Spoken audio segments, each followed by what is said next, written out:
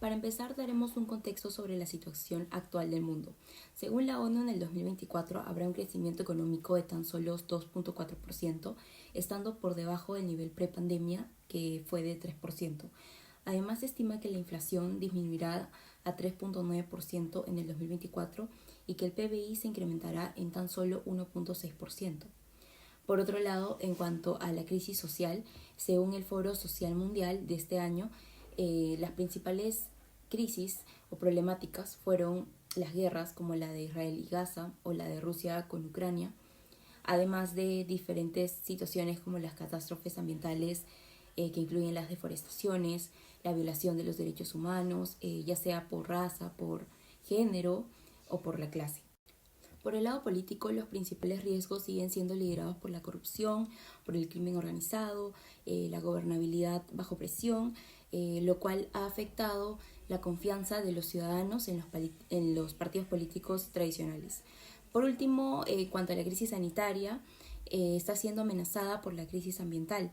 Y según la OMS, casi 300 millones de personas necesitarán asistencia humanitaria y 166 millones de personas necesitarán atención médica este año. En el Perú se registraron 206 casos de conflictos sociales, de los cuales los principales fueron los socioambientales, que incluyen incumplimientos por parte del gobierno y por parte de distintas instituciones sobre la responsabilidad social, frente a la salud, frente al trabajo, a la educación, al medio ambiente.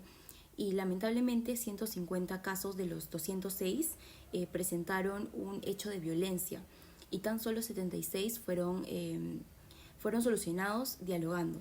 Por otro lado, el BCR prevé una mejora en la economía que estaría ligada a la normalización de condiciones climáticas que impulsaría el sector pesquero y el agropecuario. Asimismo, se anticipó que la inflación contará con un menor impacto sobre el poder adquisitivo, lo cual beneficiará a la economía de los ciudadanos y también al gobierno en cuanto al gasto privado. En cuanto a lo político, el Perú en los últimos 6 años ha tenido 6 distintos presidentes, de los cuales ninguno ha completado su mandato y tan solo 2 llegaron al cargo de presidente por la mayoría de votos en las elecciones. Esto simplifica la inestabilidad política de nuestro país, lo cual ha provocado diversas protestas en los últimos años, de las cuales han generado que al menos hayan 65 fallecidos en el 2023. Por último, en temas de salud, el Perú es el segundo país con más casos de dengue, con un total de 25.000 casos y 46 fallecimientos, lo cual ha hecho que el Estado peruano declare estado de emergencia en 20 regiones del país. De los intereses económicos y comerciales que se desprenden de la disputa entre ambos bloques. Por un lado, en el caso de Rusia y China, el 18% de las exportaciones rusas van dirigidos a este bloque económico chino, en donde sobresalen los productos como el gas y el petróleo. De hecho, Rusia es el segundo y tercer proveedor respectivamente de los productos mencionados hacia este país. Por otro lado, en el caso del bloque europeo con el estadounidense, tenemos que resaltar que el 25.7% de las inversiones en el mundo se encuentran representadas por la Unión Europea y, en efecto, el 27.75% de las inversiones directas realizadas en la Unión Europea son hacia Estados Unidos. Esto nos va a entender que cada vez más en el tema de la guerra comercial se encuentran afianzando sus alianzas comerciales como si su inversión.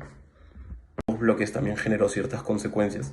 Vamos primero con las consecuencias económicas, en donde apareció las medidas comerciales como arancelarias para prohibir el comercio entre ambos países y en efecto las compañías que intervienen en estas. Uno de los claros ejemplos es Huawei del sector de telecomunicaciones, que se vio claramente afectado por estas medidas. Asimismo, se generó una incertidumbre entre las otras empresas para poder seguir realizando negocios, ya que no veían viable seguir realizando operaciones, ya sea por temas de costo o por bloqueos de los mismos países. Ahora sigamos con las consecuencias políticas. Esto también conllevó e influyó en el estallido de la guerra entre Rusia y Ucrania.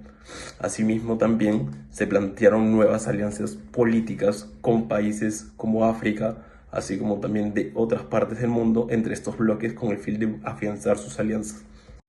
Por último, las consecuencias sociales. Por un lado, el descontento social se derivó del aumento de los precios finales por las medidas arancelarias y por otro lado, el descontento social de la tasa de desempleo aumentó debido a que las fábricas que operaban entre estos países tuvieron que ser movidas por las mismas barreras impuestas por ambos bloques. Ahora yo les voy a explicar los actores internacionales involucrados en el conflicto entre China y Rusia con Estados Unidos y la Unión Europea. En primer lugar, vamos a comenzar con los organismos. En este caso tenemos a los organismos internacionales como la OMC, Organización Mundial del Comercio. Primero es importante recordar que cuando Estados Unidos incrementó la tasa de arancel a un 25% a las importaciones de acero y un 10% a las de aluminio procedentes de China, China presentó un reclamo ante la OMC sosteniendo que este incremento era incompatible con lo que se había acordado en 1994 en Ginebra, en el GATT.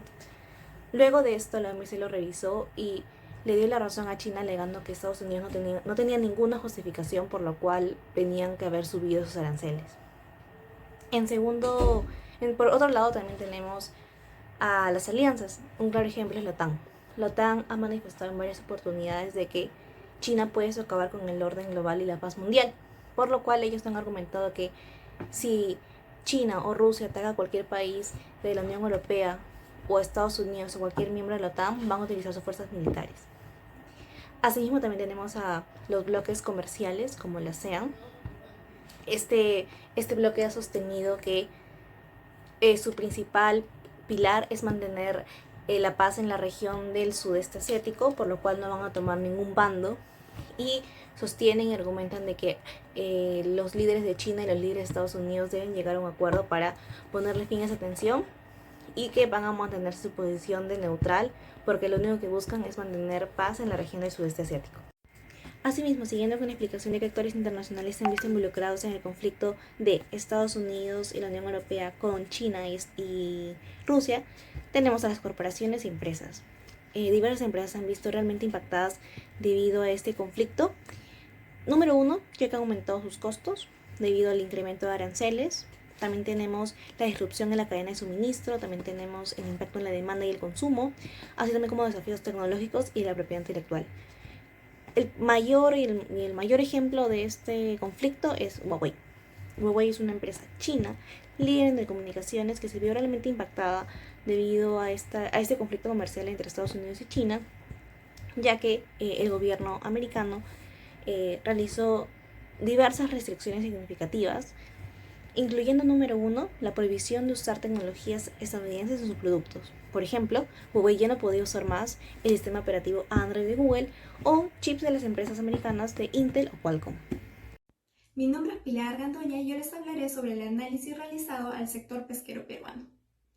El Perú es un país pesquero por excelencia debido a que cuenta con la presencia de la corriente Humboldt a lo largo de sus costas, lo cual genera un ambiente idóneo para el desarrollo de abundantes poblaciones de recursos hidrobiológicos. Un dato importante a mencionar es que en el 2020 nuestro país fue el tercer mayor productor de pesca de captura a nivel mundial, con lo cual, junto a otros 7 países, representaron el 49% de la producción total en el mundo. Ahora hablaremos sobre los principales indicadores de este sector. Estos incluyen el volumen de la producción de la pesca, el valor agregado bruto, el valor de la venta interna de productos hidrobiológicos y el consumo interno per cápita. Es importante mencionar que estos indicadores son fundamentales para evaluar el desempeño de la importancia económica de este sector en nuestro país. Con respecto a la relevancia del sector pesquero en la generación de empleo de nuestro país, podemos decir de que es una fuente vital de empleo, tanto directo como indirecto, ya que ofrece oportunidades de trabajo en diversas etapas que van desde la captura hasta la comercialización. Entonces, ¿cuál es la relevancia del sector pesquero en la producción nacional? Bueno, la actividad pesquera se posiciona como un componente estratégico en nuestra economía nacional, debido a que tiene una gran participación en la generación de divisas solo después de la minería.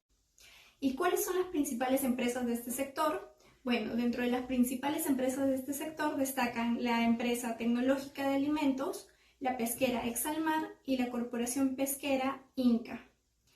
Estas empresas juntas representan el 48% de la producción nacional. Es por ello que podemos decir de que estas son las empresas líderes en esta industria. En relación a las principales regiones productoras del sector pesquero, en el Perú tenemos a 5 principales lugares. En primer lugar tenemos a Piura con un 53.9% en relación al año 2022. De ahí tenemos a Lima con un incremento de producción de un 24.2% en relación al año 2022, igual Callao con una disminución del 12.4%. En cuarto lugar tenemos a Tumbes con una disminución de 15.6% y finalmente tenemos a Ica con un incremento del más del 50% de nivel de producción en el año 2022. De acuerdo con el reporte mensual de Comex Perú en el año 2023, tenemos 5 principales empresas que concentran las principales exportaciones del Perú. La primera es Tecnológica de Alimentos S.A. con una participación del 17.12%. Seguidamente tenemos a Pesquera Exalmar, a Corporación Pesquera Inca, que es Cope Inca, a Pesquera Diamante y Pesquera Hajduk. En el competitivo mundo del sector pesquero a nivel internacional, el país chino consolidó su posición siendo el primer país productor pesquero a nivel global. Indonesia y Perú siguieron de cerca en la segunda y tercera posición respectivamente, destacando por su significativa contribución a la producción global. A pesar de que la presencia europea es limitada, Rusia se posiciona en el 5º lugar y Noruega en la 9ª posición. Por otro lado, Perú y Estados Unidos se posicionan con una producción que oscila entre los 4 y 6 millones de toneladas. La inversión extranjera directa del sector pesquero peruano es muy baja, ya que apenas llega a los $600.000 estadounidenses. Los principales sectores que reciben mayores inversiones son la minería, el sector de las telecomunicaciones y las finanzas respectivamente. Los bloques y actores han tenido un impacto crucial en el desarrollo histórico y actual del sector pesquero peruano. En el pasado, China, Rusia, Estados Unidos y la Unión Europea han desempeñado roles significativos. China ha mostrado un creciente interés en las exportaciones pesqueras para asegurar el suministro alimentario, mientras que la Unión Europea, a través del TLC con Perú, ha promovido un comercio justo y sostenible. Sin embargo, las tensiones entre estos bloques, así como las políticas proteccionistas, han generado incertidumbre en el comercio y la inversión, especialmente con la construcción del megapuerto de Chancay, que podría fortalecer la influencia china en la región, generando así la preocupación y los intereses de Estados Unidos y la Unión Europea. En cuanto a los actores de la OMC y la Alianza del Pacífico, han influido tanto histórica como actualmente en la regulación y desarrollo del sector pesquero. Perú, como miembro de la OMC desde 1995, y de la Alianza del Pacífico desde 2011. Participó en negociaciones comerciales que han facilitado el acceso a mercados internacionales y la reducción de barreras arancelarias. Actualmente estas organizaciones promueven la integración económica y la cooperación, lo que ha resultado en estándares comunes de sostenibilidad y calidad en el sector pesquero, así como en iniciativas regionales para combatir la pesca ilegal y garantizar prácticas justas en la región. Con respecto al FODA, el sector pesquero cuenta con diversas fortalezas y oportunidades que lo posicionan como un actor importante en el mercado internacional. La diversidad de los recursos y el posicionamiento en mercados internacionales, el aumento de la demanda por productos pesqueros y la alta calidad, y aparte la construcción del megapuerto de Chancay, son elementos clave que constituyen su competitividad. Sin embargo, enfrenta debilidades como la alta dependencia en mercados externos, la falta de regulación efectiva y la escasa investigación de especies nuevas. Además, está expuesto a amenazas como conflictos geopolíticos y comerciales, el cambio climático y la inestabilidad política, que podrían impactar negativamente en su estabilidad y sostenibilidad a largo plazo.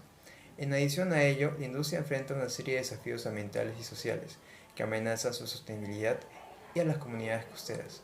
El aumento considerable de embarcaciones artesanales, combinado con la pesca ilegal y la presencia de embarcaciones extranjeras en aguas nacionales, ha llevado a una sobreexplotación de recursos marinos y al deterioro de los ecosistemas. Esto no solo pone en peligro la biodiversidad marina, sino que también distorsiona la competencia, perjudicando a pescadores legales y a las comunidades que dependen de la pesca para su sustento. Por esta razón, sería crucial implementar medidas efectivas para combatir la pesca ilegal y fortalecer la regulación y el control de las actividades pesqueras. Gracias.